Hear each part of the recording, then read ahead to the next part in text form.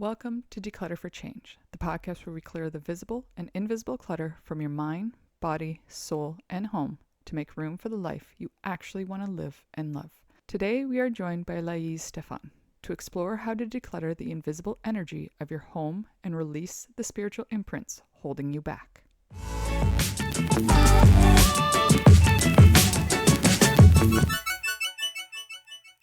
Welcome, Lais. How are you doing today?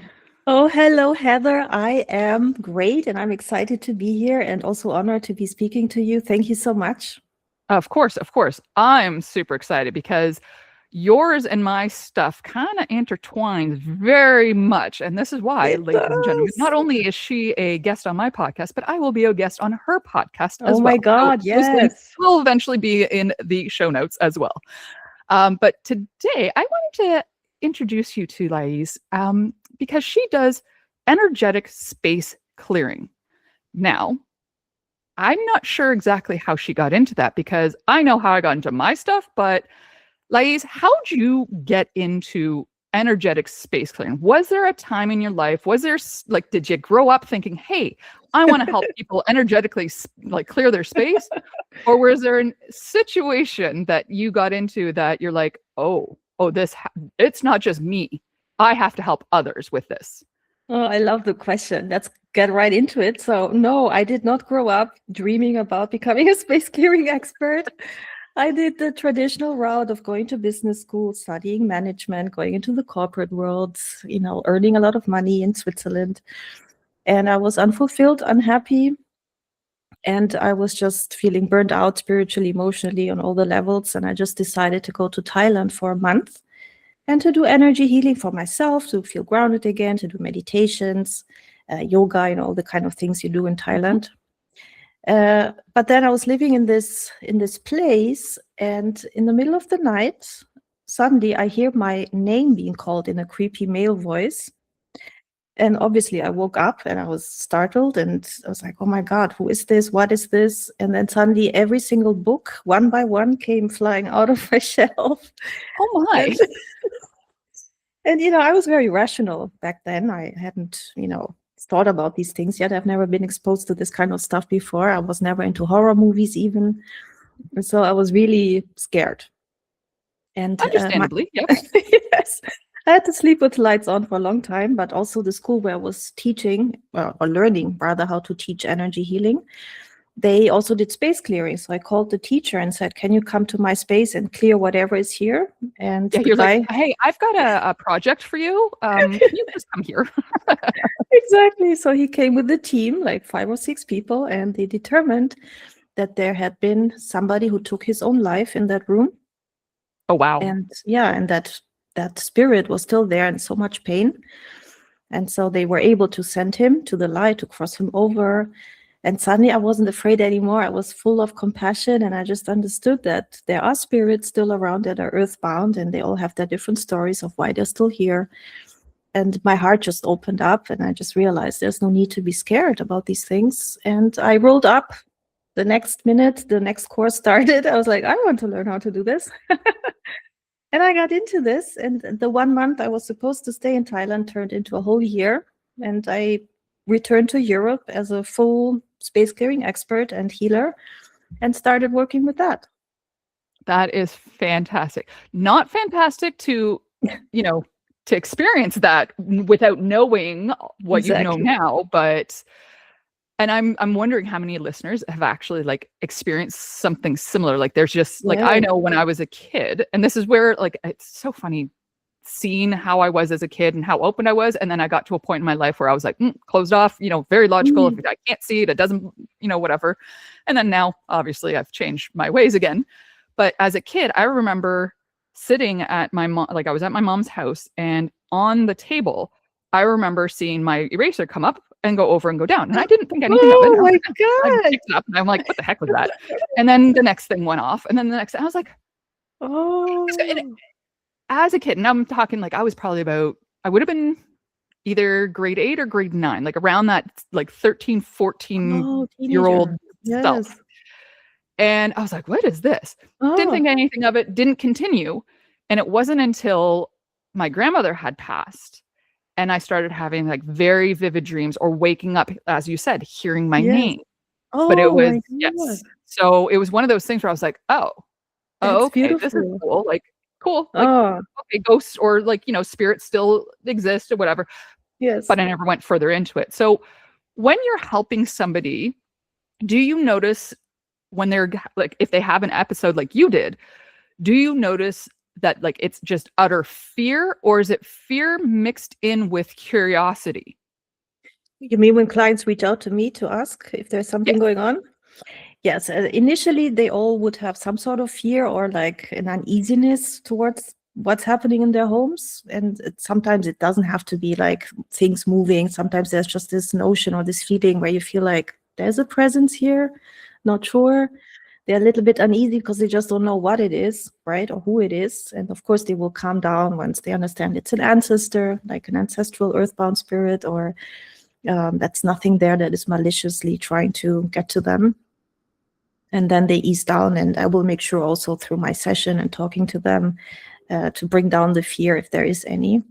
Because mostly, yes, it's just unfinished business, or they have messages to pass on, and that's really it.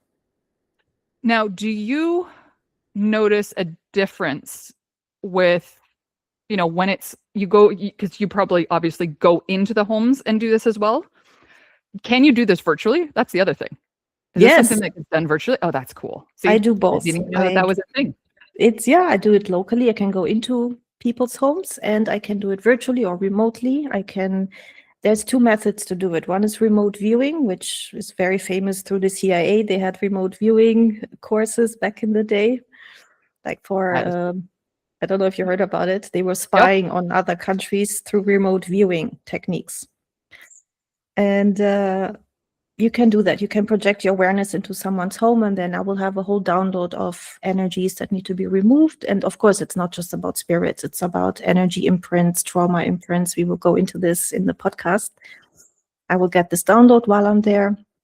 If I feel it's an unsafe space, I might send my space clearing guides, spiritual beings that go there for me, and they will report back to me, and I don't have to go anywhere. That is so cool. Sorry. This is just listeners. I'm just in awe at the fact of like just how awesome this. Now, when you're talking to somebody, let's say you've got your podcast and you've got somebody and you're just having a conversation like you and I are, can you tell through just the conversation, through the energy, through the camera, etc., that there's something in that other person's house? Which maybe don't tell me if there's somebody here, but no. But do you like, not that you're actually wanting to, but do they kind of more or less go, I know you're listening. Please, I have your attention now. Like, is that how you feel the other person's energy or whatever? Usually it's more in a meditation when I'm really zoned into what's going on and I perceive what's happening. But of course, if it's like really something in your face, like a spirit or like something that is like drastically wrong, it will be right there and I will know about it. But otherwise, no, I really have to be in my own space, in my meditation, and that's how I retrieve information. That's crazy. So is there a story you have for us of a very memorable clearing that you have done that just will stick with you forevermore? Oh my goodness, there's so many really great case studies. Again, there's many with spirits. Let's just talk about ancestral spirits, for example, because I just think it's so beautiful. So even my Brazilian grandmother, so I'm half Brazilian, half German. Mm-hmm. And I was living in Europe most of my life, but my Brazilian grandmother was living in Brazil. And then once she passed away, she was an artist, by the way. She was a painter. She painted beautiful modern art. And we had paintings of her in my mom's apartment. And one day or two after she died in Brazil, suddenly a lot of colors came off that painting and they were swirling in the air in front of that painting. And immediately we knew she was there. She's still alive, like not alive, but she's still like earthbound. And she followed me to Bangkok, to Thailand. She was there during my spiritual awakening, 2011. She accompanied me through all of that. All the psychics could see her in my classes. She was always present. And so I have so many stories of ancestral spirits who are still earthbound within their family homes, either, of their sons or daughters or grandkids. And they're so excited when people come for healing or for space clearings. They will always have a message beforehand. They will come to me and share messages. And so there's this one lady, she came, and in my visualization, she threw a lot of roses on top of me. And I was like, what are you doing? And she said, yes, I belong to that client. And I said, oh, okay, but our session is in 2 weeks' time. Why are you here now? Well, I'm excited. I just want her to know that I'm already here. And so I contacted that client and said, she threw a lot of roses on me, your grandmother. I don't know why. And she said, well, her name was Rose. Oh, and that's a good reason why, yes. She was present in that home. And then finally we could cross her over into the light. And there's so many cute stories like that of grandmothers who are really looking after everybody and, waiting for the right moment to leave. So is there like a common theme that you've noticed in all of the years that you've been doing this as to why they're still earthbound? Like, is it always, there's unfinished business, or is it just like, I have a message before I actually cross officially and they haven't been open before, but maybe the client is now open because, maybe in a situation like, the books fell off the shelf. Yeah, exactly. Yeah, there's many reasons. One, because I'm a healer as well, is that they fear having passed down illness or mental health illnesses like depression or chronic diseases like cancer, etc. So in my line, my grandmother that passed away, the Brazilian one, she died of cancer, and she was deeply worried that she had passed that down to her lines. And so she was so happy to see that I was getting into energy healing and all sorts of different healing things for myself. And my mother did too then. She also learned the same things as I did.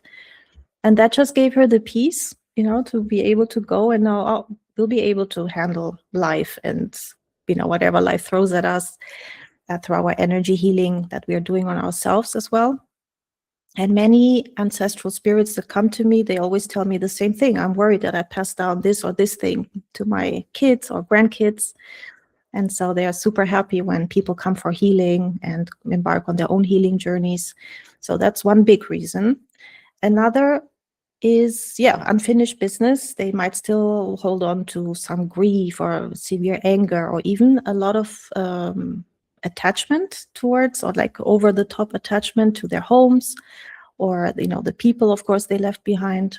For example, my Brazilian grandmother, she died very unhappily with her husband, who had lost all his money, and she didn't know about that. She wanted to pass money down the lines to us as well.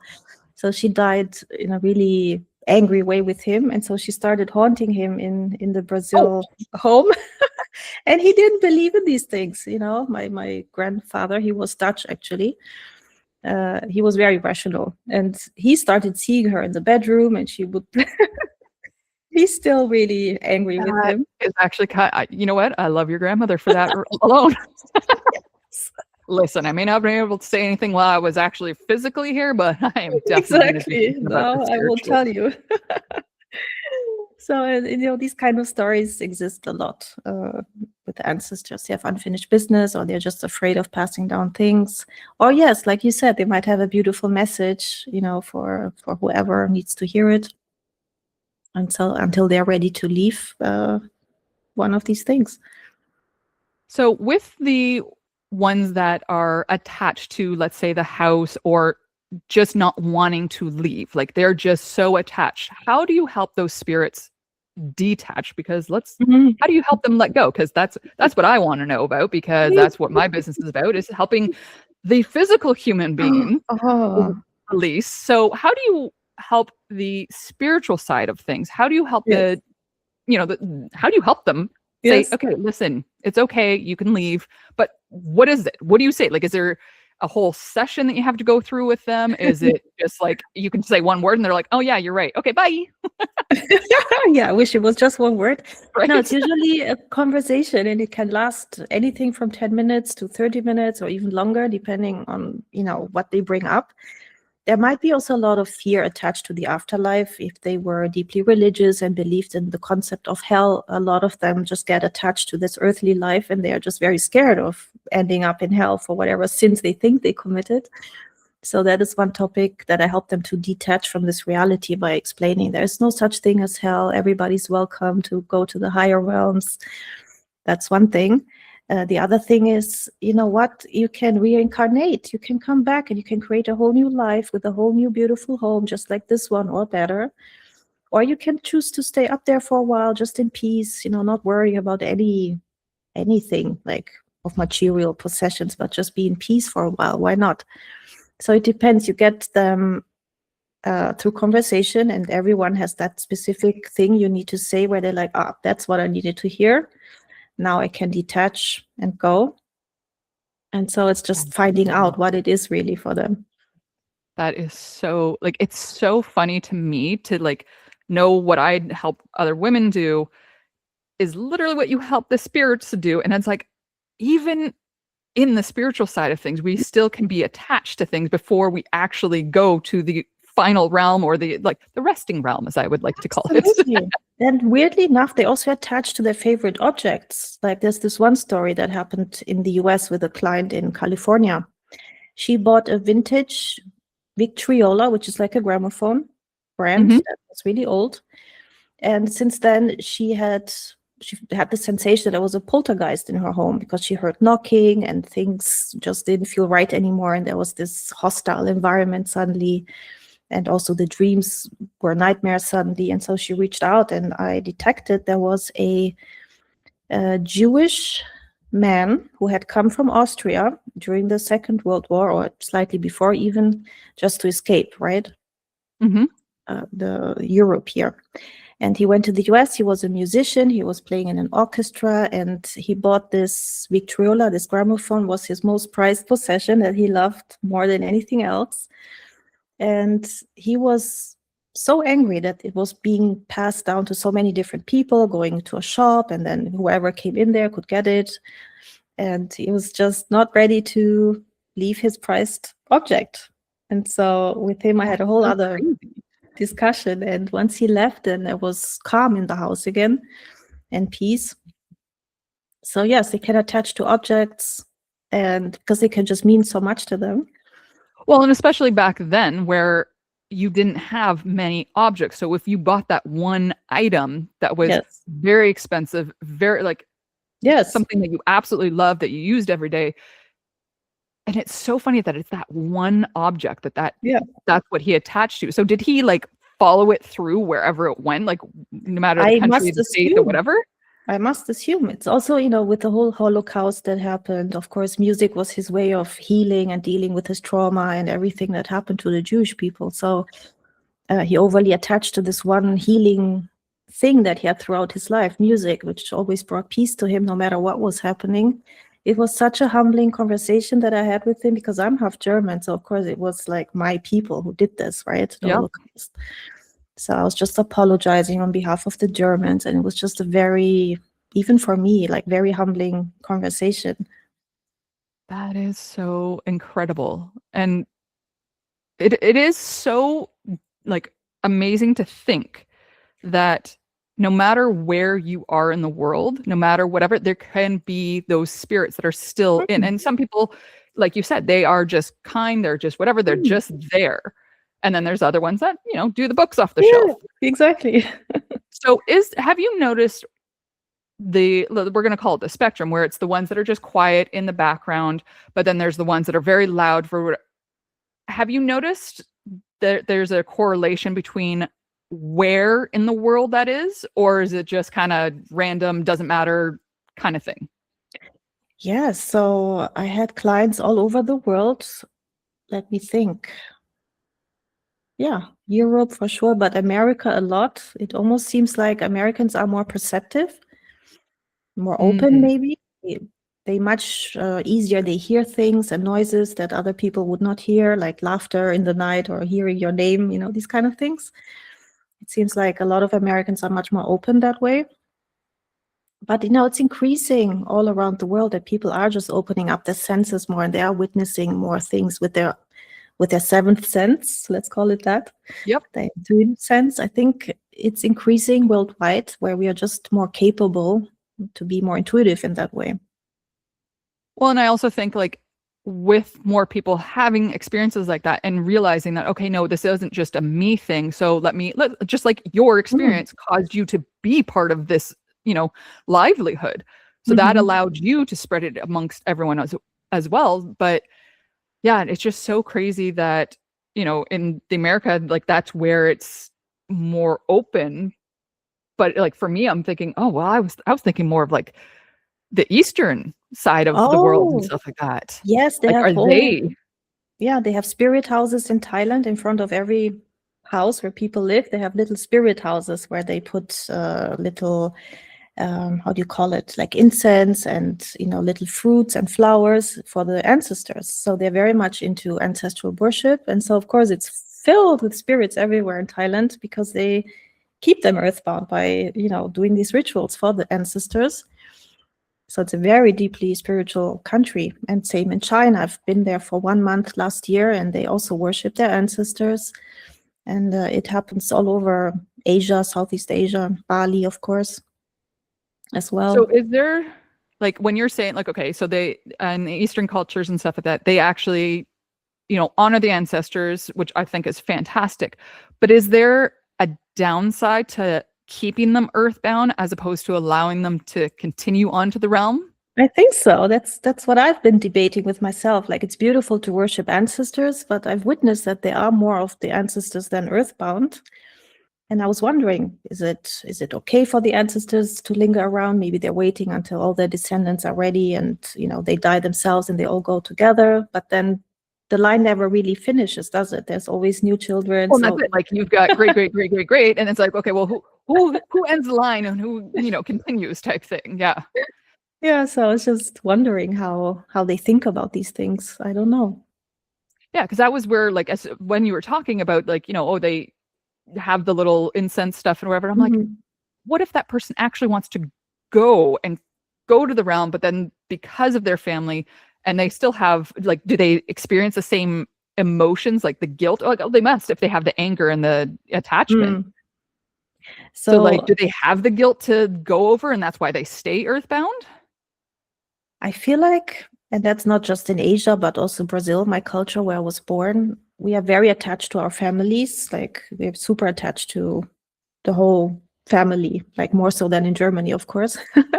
Yes. So I wonder if that keeps them more earthbound than if we are more detached and more independent. And, maybe ancestors don't stick around that much then in those countries. In Germany, I wouldn't know of ancestors sticking around by free will. So when you have somebody that has a non-ancestor, so it's somebody who's stuck around, who has unfinished business, how do you figure out what that unfinished business is for them? Like, again, is it still just that conversation, or like, how do you meet up? Like, let's say the unfinished business is with somebody else that's clearly not in the house anymore. Yes. Do you have to go and research for them? Like, how does that work? Yeah, it happens. Of course, you move into a house. It might be an old house or even a newer house, but people died in there. Or, if there's a hospital nearby, I had cases where the spirits who deceased in the hospital were just finding a home close to the hospital. Okay, random home. Sounds good. Yep. Yeah. So of course that can happen. And again, yes, absolutely. It's the same step that I will converse with them and see what is keeping you here. It's not even your home. It's not your family. How can I help you? And they will all have their different stories. If they die tragically, for example, sometimes they are still in, like, not realizing that they're fully passed away. And so lots of things them here.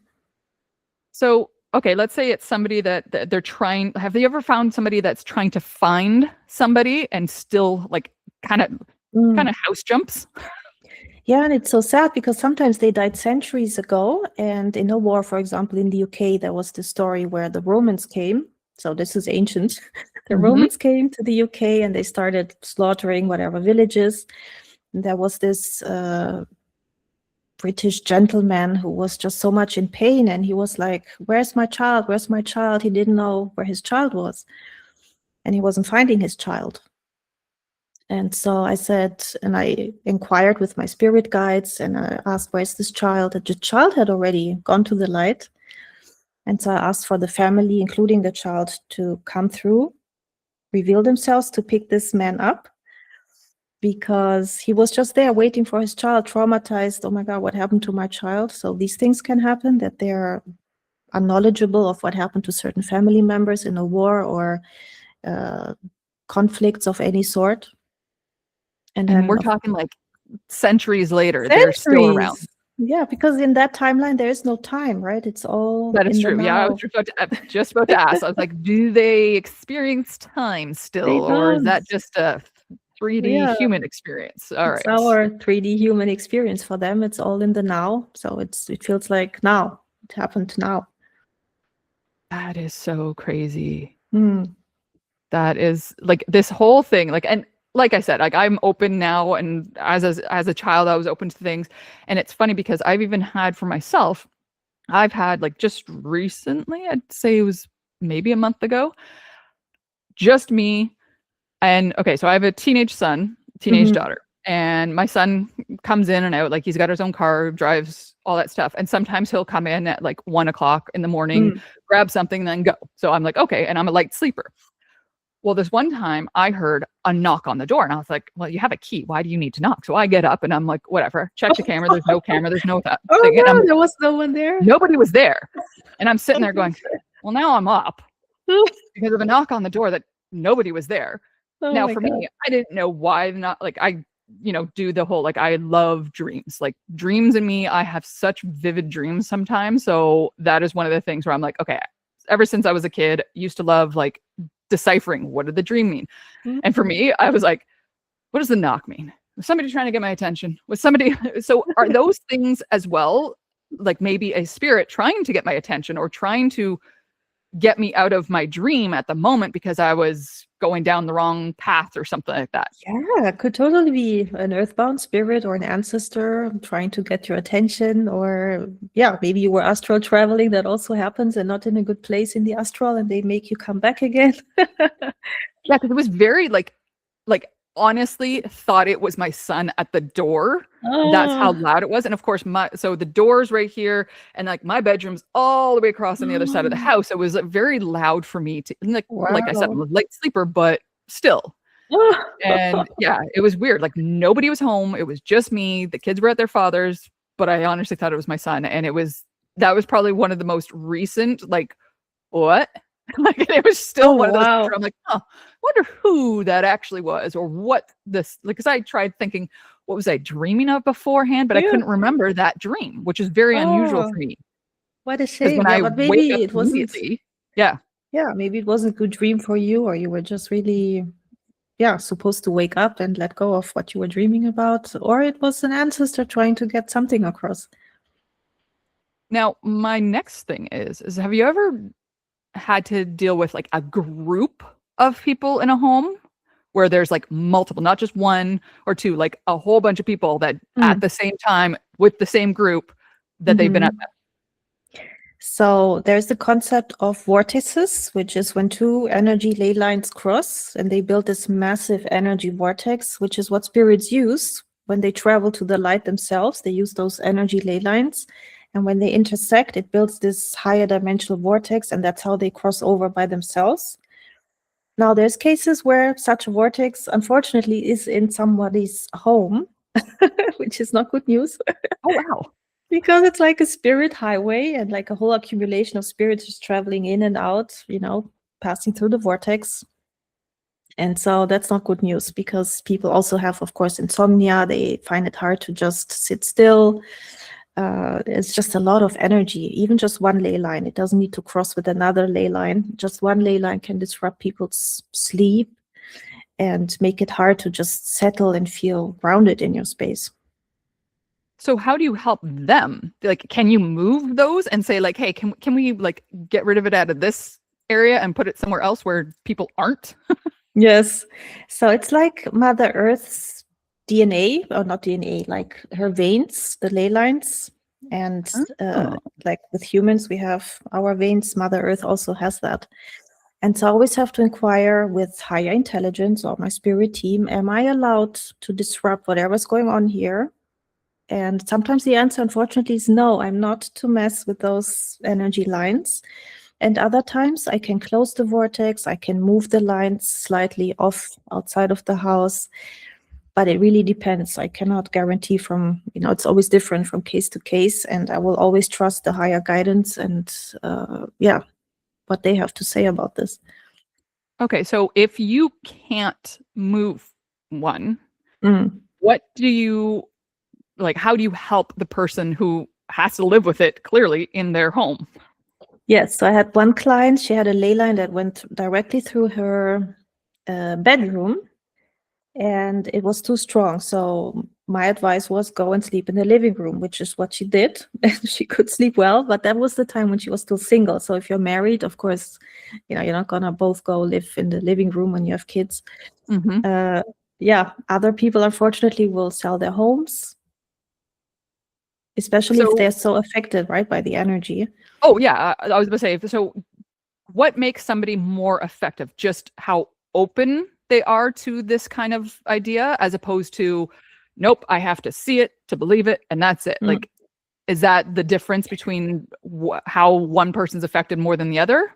Yes, some people are more energetically aware. They don't even need to believe in a vortex or the spirit world, but they're just very aware energetically. Even radiation of mobile phones or the 5G towers, they just feel that energy messing with their own bodies, their own energy field, and or Wi-Fi. Some people are really sensitive to these energies, and so others are not at all. They can live in these places. They don't sense anything. They can sleep. So it's not a given that just because there's a vortex that, they can't sleep.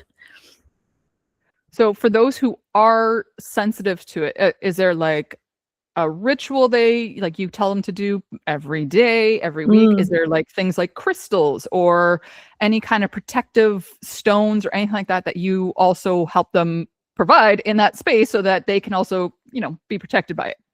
Yes, definitely. I will teach them, if they don't know already, how to ground themselves every single day, like deep grounding. And then, of course, there's crystals. There's also tourmaline, the black crystal that repels negative energy. I teach them shielding techniques so their energy is more shielded. And I try and cordon off the vortex. Like I built an energy shield around the vortex so the spirits don't come out of it into the home other than that spot where the vortex is. So there's things you can do to minimize the energy effects. And once they learn those techniques, it does improve. It does get better. Very cool. That is awesome. Yeah, like it's just, and it's so funny. I'm asking about crystals as I'm staring at some of my crystals. That's why I was like, there's got to be crystals that you can use for this. This is why I was like, no. Definitely. As you can see, I've got my own crystals on the bracelets and stuff like that. Crystals are amazing. So, yeah, I was going to say, well, for me, crystals very much are like an earthbound, like comes from literally the earth. So how can they not, like, for listeners listening, when there's something that comes from Mother Earth, you gotta kind of wonder, how can it not have a type of energy that helps us as Earth, or as human beings, sorry. Absolutely. And so I've always loved crystals, even as actually it's funny, my sister was a geophysicist, and so she got to do like a lot of like core samples, all that stuff. And it's funny because before I really got into crystals, she provided me with crystals that I didn't even know about. Now I know it's like malachite and all those ones. And I was like, oh, like this is like true from the earth. Like it was very cool. But to see and to hear that even helps with, the vortexes that come into the homes is so crazy and so like amazing in my eyes, because so many people, whether you're listening, whether you have those weird dreams, there's always a way to protect your human self from those energies, whether it's even just with other human beings. Like that's why I wear my like grounding crystals, is because when I go out in crowds, like it feels like so draining sometimes when I get back home. I'm like, I need a nap. Exactly. It's overwhelming. So like I could only like I can't even imagine actually. I can't even imagine how it would be to have that spirit inside your house 24/7, let alone Yes. a vortex in the house that like that's where people are coming and going. Like Yes. that's a lot of energy. It is indeed. Yeah, but as you're saying correctly, there's so many different crystals. They all have different frequencies and qualities to them, and there's definitely things that can ground you, that can protect you, help you sleep better. Yeah, lots of different things. How do you feel about, and do you use this in any of your modalities, the sound frequencies? Oh, I love sound frequencies. I had lots of sound baths, gong baths, and sound is just so healing. It really goes deep into your body, into your DNA. I feel like it goes really deep. And so even for space clearing, if people have belts, for example, or the bolts, they can do that sound to help heal the home. Very nice. Very, I like, again, frequencies is another thing. Like there's been times where I've actually fallen asleep to sound frequencies Yes. because I'm just like, I'm too wound up. I'm too whatever. I'm like, you know what you need to do to just rein it all back in. And that's what I Yes. usually use is, and a lot of the time, like you said, music, like earlier you were saying music is something that's very healing for people. Yes. So is sound frequencies. It very much is, because again, Mother Earth constantly has some sort of sound frequencies. We just can't hear it unless we have device. I don't know if you've ever seen, there's a gentleman that created a device that clips onto plants or flowers or mushrooms or whatever, Oh, and you can yes. hear the frequency that it plays. Yes. Oh my God, it's amazing. Everything they're finding out, even how I trees know. communicate through the roots. I mean, yeah. I just thought that was the coolest thing. I was like, what? And I was like, oh, I want one. And then I looked at the price. I'm like, I want one. Not yet. One day. One day I will get one of those. But yeah, I just thought that was so cool because again, we may not understand as human beings, but the spiritual side of things and the like Mother Earth, they're communicating constantly, Yes. every day, all day. And to be open to that and to understand that, like just hearing what you're saying and hearing all of the stories you've said, like just knowing that it's okay to be earthbound still, but it's okay also to continue to cross over. And if there's some reason that, you're still earthbound, like you were saying, like how it's usually like a grandmother or something like that, just making sure that, I didn't pass this down. Like this is what I passed of. Are we good? Just knowing that, just, I don't know, for me, just puts like a calming feeling in my body that's like, you know what? No matter what happens, there's somebody that's taking care of you, that's, kind, generous, etc. And then there's also that when you pass, there's also that knowing that others in your family, in your generations are okay as well as, Yes. So so we're going to end this here because I think this is a beautiful spot to end it. For the listeners, what is something, if they're noticing, like they're not quite noticing, like, the major energy, but they're kind of like, something feels a little different. Is there a way for them to clear out parts of their mind, body, soul, and home that can help them feel more calm in their own home, in their own space, in their own life? So there's two things I can share here. One is people can download a freebie that I have that takes them through a ritual, and it has a recorded meditation that they listen to energetically clear their own space. So it goes through different stages, so they can clear and even clear spirits. If they're ready to go, they will go. And then the second thing is I offer free assessment. So if it's really something that they're afraid and it's causing tension and anxiety, and they really would like an expert to look at things, I always offer free assessments. So they can find me through my website and schedule themselves in and just get my view on what is happening. Perfect. And for all the listeners listening, I will make sure that those are in the show notes because she did give me all the links to those. Yes, I did. Is there any last words of wisdom you have for the listeners, or anything that you're like, hey, don't worry about this. Might just be, somebody that just wants to communicate with you.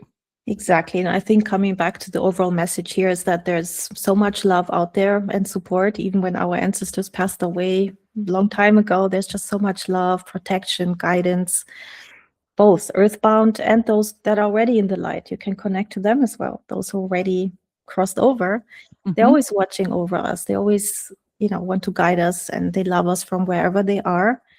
And I think that's how I want to close here. It's that there's so much love out there in the invisible realms, and we all have access to that. Awesome. Thank you so much for joining me. And thank you so much for all of these. Because again, it's one of those things that has opened my eyes even more than they already were. And I love having podcasts like this because they open the soul even more. So thank you so much.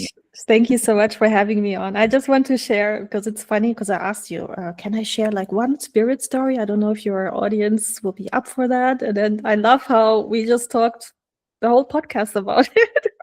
And that's what I said. I was like, listen, we're going to have just this conversation, and it is going to go wherever it goes. And if it's only spiritual, that is cool. If my audience is still listening to this point, you know where to find her. Her links will be in the show notes. No, I loved it. Thank you so much. It was an honor to talk to you, and I'm looking forward to having you on my podcast. Yes. And that, like I said, listeners, will also be linked in the show notes when we get each other's links for the recordings. Take care. Take care. Bye. Bye-bye.